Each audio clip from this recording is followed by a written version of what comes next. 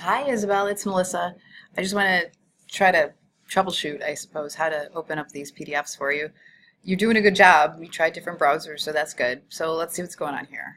Under the Research tab, let's go to Research Guides to get to that link that Dave sent to you. And under All Guides, here go to Leadership and Policy, and then click the link one more time.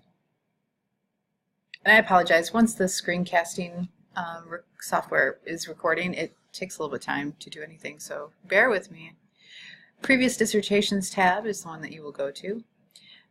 And if you click on any of these links, I didn't have a problem opening them. It did take a while to download though, in Safari, not necessarily Firefox. I tried both as well to see what was going on. So it gives you the preview here eventually. But when you go to the download PDF in the upper right hand corner, there's a button at the top here.